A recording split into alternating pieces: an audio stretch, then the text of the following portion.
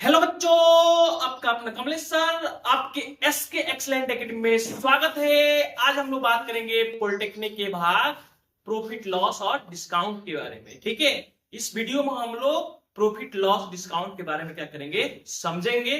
तो आगे की तरफ क्या करते हैं, बढ़ते हैं और देखते हैं। ठीक है, तो आप सबसे पहले देखने की कोशिश करें कि प्रॉफिट लॉस पढ़ना है तो उसके हथियार को जानना बहुत क्या जरूरी है। यानी हथियार का मतलब उसका फॉर्मूला जानना क्या है, जरूरी है। तो आप देखने की कोशिश करिए कि जो आपके पास प्रॉफिट के बारे में हम लोग समझते हैं कि प्रॉफिट की जो फॉर्मूला होता है उसके बारे में। तो सबसे पहले जो आपके पास आता है कॉस्ट प्राइस आता है। कौन सा प्राइस? Cost price. जैसे किसी वस्तु को आप क्या करते हैं, खरीदते हैं, जितने रुपए में आप खरीदते हैं उसी को क्या करते हैं, कॉस्ट प्राइस। तो कॉस्ट प्राइस को हम लोग शॉर्ट फॉर्म में कहते हैं सी डॉट पी। क्या कहते हैं? सी डॉट पी, यानी कॉस्ट प्राइस। कॉस्ट प्राइस का हिंदी होता है क्रय मूल्य। उसके बाद आपके पास सेलिंग प्राइस आता है। कौन सा प्राइस? Selling price.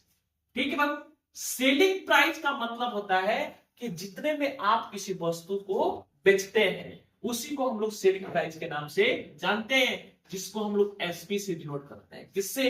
एसपी से। उसके बाद आप जानते हैं कि प्रॉफिट होता है।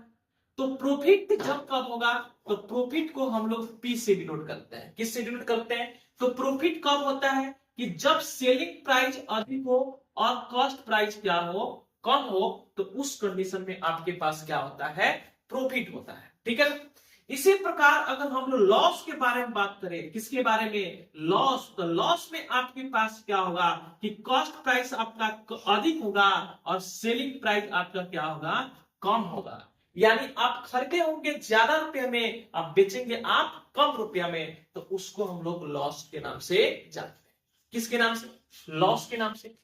तो ये छोटी छोटी बातें इसकी हम लोग हो गया कि ये शॉर्ट फॉर्म में कैसे किसी चीजों को क्या करते हैं, लिखते हैं। यानी कॉस्ट को क्या लिखेंगे, सेलिंग को क्या लिखेंगे। उसके बाद इसके हथियार को हम समझने की कोशिश करते हैं। सबसे पहले हम लोग प्रॉफिट के बारे में क्या करते हैं, जानते हैं। प्रॉफिट आप समझ गए कि सेलिंग प्राइस अधिक होता है किससे? कॉस्ट प्राइस से। जो आप खरीदे हैं उसका वैल्यू कम और सेलिंग प्राइस का वैल्यू क्या होता है, ज्यादा। ठीक, तो आप देखने की कोशिश कर। अब इसके हथियार को हम समझने की कोशिश करते हैं कि इसका हथियार क्या है। तो सबसे पहले आपका जो फर्स्ट इक्वेशन आता है कि प्रॉफिट इज इक्वल टू, अगर कोई पूछे तो सेलिंग प्राइस माइनस कौन सा प्राइस, कॉस्ट प्राइस।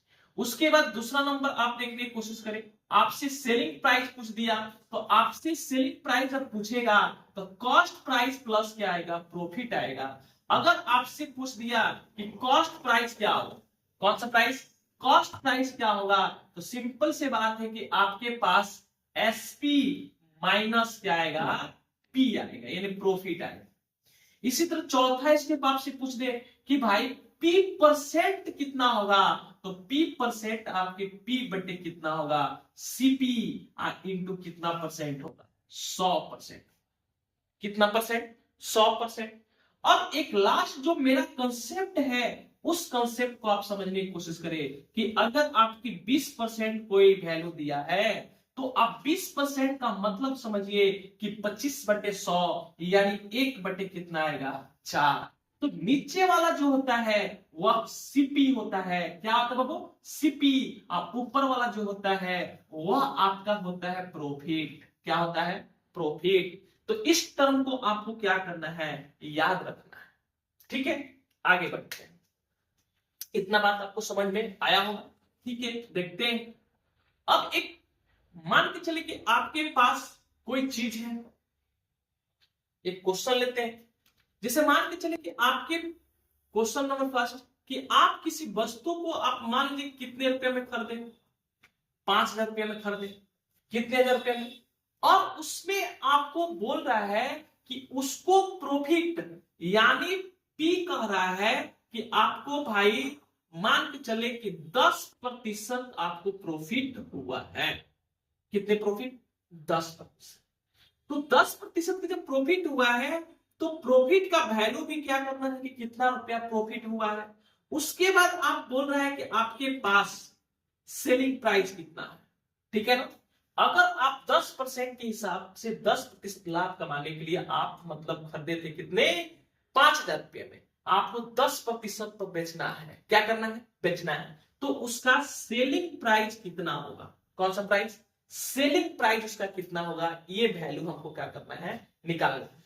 तो बिना सोचे समझे जो भी ये चीजें देता है उसको क्या करे, चूंकि आपके पास पी दिया है 10% दिया है, कितना परसेंट, तो 10% दिया है तो 1/, कितना आएगा बाबू, 10 आएगा, 1/, कितना आएगा, 10। तो ये नीचे वाले को बताया थे कि ये क्या होता है, कॉस्ट प्राइस, ऊपर वाला जो होता है वो क्या होता है, प्रॉफिट होता है। तो आप देखने की कोशिश करें कि आपके पास जब हो गया, यानी जो खरीदा हुआ चीज है वह कितना यूनिट है, तो 10 यूनिट है, कितना यूनिट है, 10 यूनिट। तो चूंकि आप लिखे 10 यूनिट बराबर आप खरीदे कितने में, 50 रुपए, सॉरी 5,000, तो 5,000 रुपए में खरीदे हैं, तो आप समझने की कोशिश करें कि 1 यूनिट बराबर निकालेंगे तो आपके पास 5,000/10, 1010 को मार दिया तो कितना रुपया आएगा, 500 रुपया आएगा, कितना रुपया आएगा, 500 रुपया। तो यानी प्रॉफिट आपके कितना यूनिट है, 1 यूनिट, तो प्रॉफिट आपको पास कितना हो गया बाबू, तो प्रॉफिट आपके पास यानी 500 रुपया हो गया, कितना रुपया हो गया, 500, कितना रुपया, 500 रुपया। अब बोल रहे कि नहीं इसका सेलिंग प्राइस निकाले, तो सेलिंग प्राइस बराबर जानते हैं कॉस्ट प्राइस प्लस कौन सी, प्रॉफिट। तो यानी कॉस्ट प्राइस आपके पास कितना में है, 5,000, अब प्लस आप लिखिएगा 500, यानी 5,500 रुपया आपका क्या होगा, सेलिंग प्राइस होगा। आई होप ये टॉपिक आपको क्या आया, पसंद आया, ठीक है, थैंक यू।